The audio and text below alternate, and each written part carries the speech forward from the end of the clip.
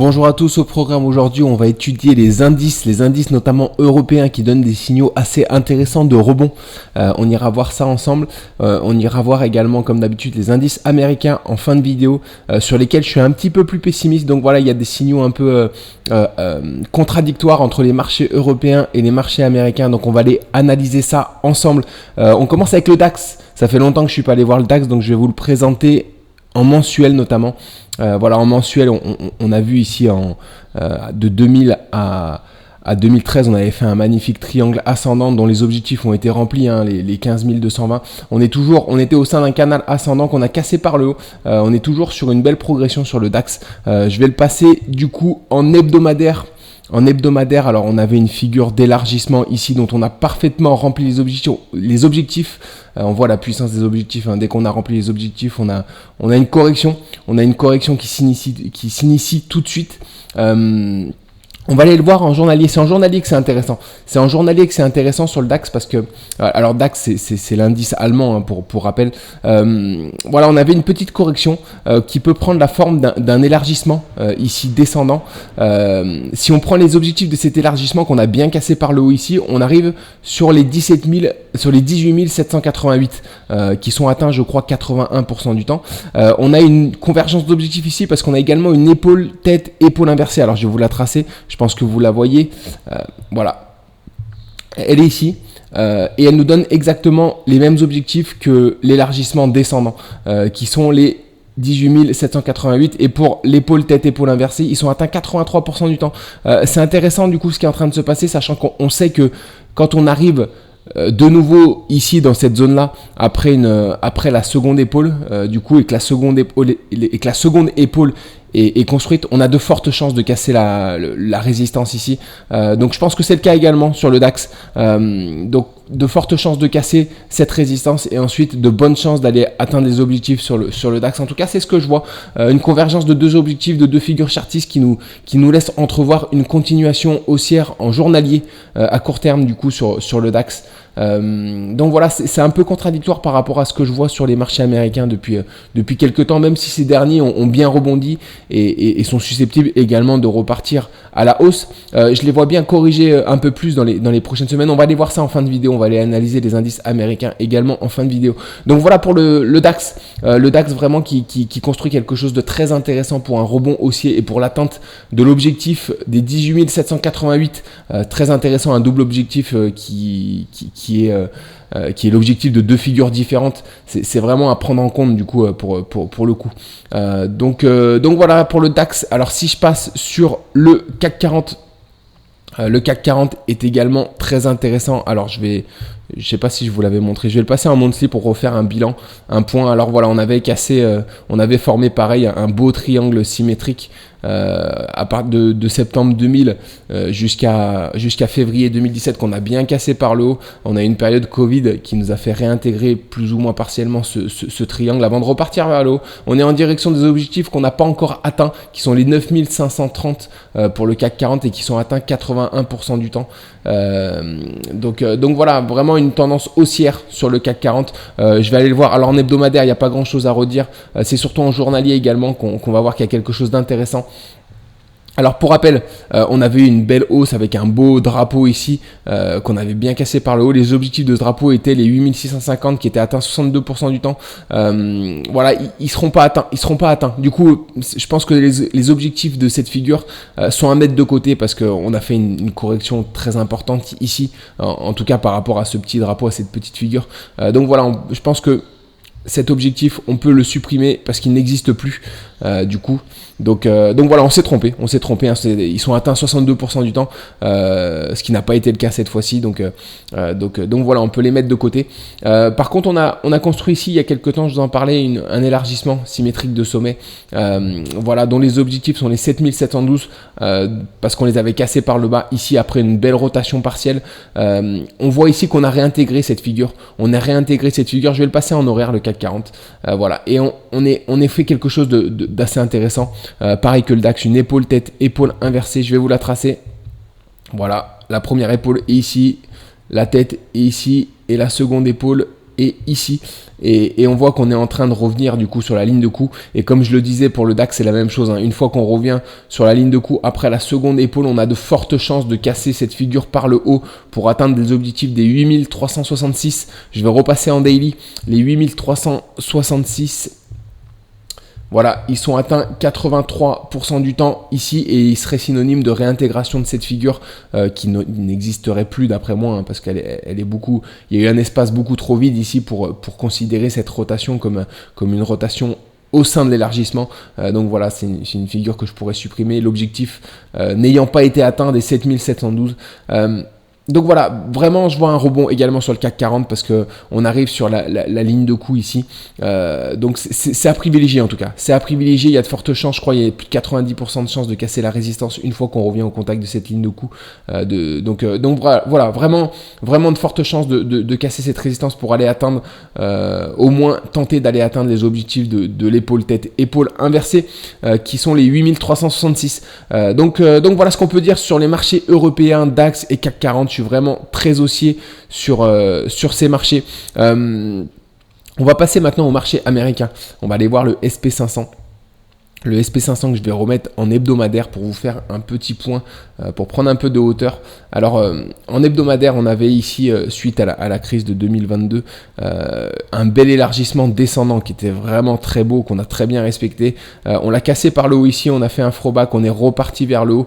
On a atteint les objectifs, comme vous le voyez, et c'est là qu'on voit encore la puissance des objectifs. Regardez, une fois qu'on atteint les objectifs de cette figure, ici, on a tout de suite une correction qui s'initie peu après.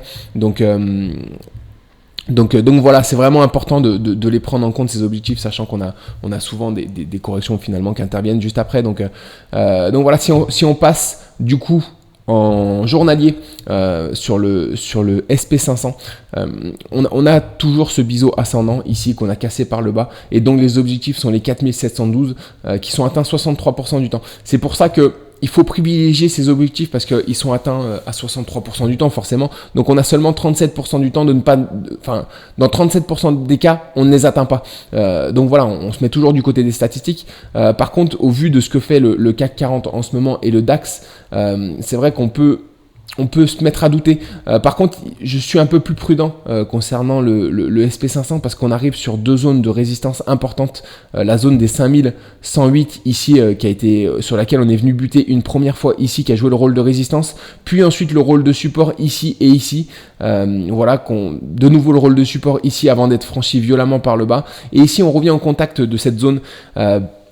Donc c'est une zone sur laquelle on peut rebondir pour repartir vers le bas, pour aller atteindre ses objectifs. Donc voilà, on aura du mal à la franchir en tout cas. Je pense qu'on va pas la franchir la semaine prochaine aussi facilement que ça, sachant qu'on a également une autre zone de résistance qui sont les 5146 juste au-dessus, qui ont joué le rôle de résistance ici, puis le rôle de support ici. Donc voilà, deux belles zones de résistance qui vont être dures à franchir, je pense, pour le SP500. Donc on va suivre ça. On va suivre ça la semaine prochaine, voir si les marchés européens du coup partent vers le haut et ce que font du coup les marchés américains en attendant. De toute manière, je pense qu'ils suivront globalement la même direction. Je vois mal les marchés européens partir vers le haut tandis que les marchés américains partent vers le bas. Mais le fait que les marchés européens soient si présentent une configuration aussi haussière me fait douter du coup de l'atteinte de ces objectifs sur les marchés américains. Dans tous les cas, comme je vous le disais hier, sur les marchés américains, on a fait une correction de 5%. Donc quand on fait une correction de 5%, c'est le moment vraiment de regarder ce qu'il y a d'intéressant, les actions qui sont sur des zones de support pour éventuellement commencer à recharger ou à prendre des opportunités. Bien sûr, ça peut repartir vers le bas et on aura d'autres opportunités ici. Si jamais on atteint les objectifs de ce biseau ascendant, on aura d'autres opportunités, mais tout en gérant son risque, je pense que c'est important de se mettre, de regarder les actions qui sont sur des belles zones de support en vue d'un futur rebond. Mais encore une fois, le SP500, je vois bien une correction d'ici la semaine prochaine parce qu'on arrive vraiment sur des belles zones de résistance. Concernant le Nasdaq, voilà, le Nasdaq, pareil, je vais vous le montrer en hebdomadaire pour faire un point. Voilà, on avait également cet élargissement après la crise de 2022, cet élargissement descendant dont on a parfaitement rempli les objectifs. Et encore une fois les objectifs remplis, on a commencé à faire la correction ensuite. Donc voilà, les objectifs sont vraiment importants à prendre en compte. Encore une fois, si on passe en daily, je vous parlais hier du coup de ce double dôme ici, de cet élargissement ascendant à angle droit. Alors, les objectifs de cet élargissement sont les 16 800 qu'on n'a pas encore atteints, qui sont atteints 91% du temps. Voilà, il y a d'autres objectifs secondaires qui sont atteints seulement 43% du temps, qui sont les 16 220, toujours sur cette même figure. Par contre, on a atteint les objectifs du double ou triple top ici, avec la zone de résistance et la zone de support ici, qui étaient les... alors, de mémoire... Voilà, je les ai pas tracés, mais je les ai pas tracés ceux-là. Je les ai pas tracés, je vais les tracer tout de suite. Mais voilà, il y avait une convergence d'objectifs en tout cas entre... Ouais, on avait un canal, c'est pour ça que je ne l'avais pas tracé. Donc on a rempli les objectifs du coup du triple top. On avait également ce canal ici, dont les objectifs étaient les 17 320. Donc on atteint les objectifs à court terme de ces figures-là. Par contre, je vois également voilà, une correction un peu plus profonde, sachant qu'on a cassé cet élargissement ici avec la belle zone de support et la résistance ascendante. On l'a cassé par le bas, bien qu'on ait réintégré la figure. On a toujours ces objectifs des 16 800 qui sont ici et qui sont atteints 91% du temps. Donc c'est à privilégier. Et sachant qu'ici on a rebondi et on est actuellement sur une zone de résistance sur les marchés américains. Donc voilà, la semaine prochaine on passera pas facilement cette zone. Hein. Il ne faut pas s'attendre à y passer, à les franchir violemment et d'un coup. Je pense qu'on va soit voir un petit essoufflement ici, voir carrément du coup une correction directement ici, parce que vraiment on a une zone à la fois sur le SP500 et sur le Nasdaq, on est sur des zones de résistance importantes. Donc voilà ce qu'on peut dire également sur le Nasdaq. Donc pour résumer, le Nasdaq, le SP500 sur des belles zones de résistance, donc je vois la semaine prochaine au moins une petite correction sur ces indices, tandis que sur le CAC 40 et le DAX, on est vraiment sur une zone à la fois de résistance qui est la ligne de coup de l'épaule tête-épaule inversée, mais qui est franchie très souvent dans 91%, plus de 90% des cas. Et je vois des objectifs bien plus haussiers sur les marchés européens que sur les marchés américains. Donc voilà, on va voir qui va gagner la bataille la semaine prochaine. Voilà, ça reste, on reste toujours dans une zone où il faut potentiellement trouver des opportunités d'achat, parce qu'encore une fois on a corrigé de 5%, donc que ce soit pour les marchés américains et les marchés européens, on est sur des bonnes zones d'investissement. Mais voilà, on sait pas, c'est une possibilité qu'on aille encore chercher un peu plus bas pour les marchés américains. Donc on va suivre ça, tandis que les marchés européens suivront probablement les marchés américains. Donc voilà, on va suivre ça la semaine prochaine. C'est vrai que j'ai du mal à me prononcer entre un rebond imminent que nous montre le CAC 40 et le marché européen et la chute des marchés américains. J'ai du mal à choisir un camp, mais voilà, on aura une réponse dans tous les cas la semaine prochaine. Donc voilà. C'est tout pour moi aujourd'hui. Je vous souhaite une bonne fin de week-end et puis on se retrouve du coup mardi matin pour le bilan de la journée de lundi. Excellente fin de week-end à vous tous. À très vite.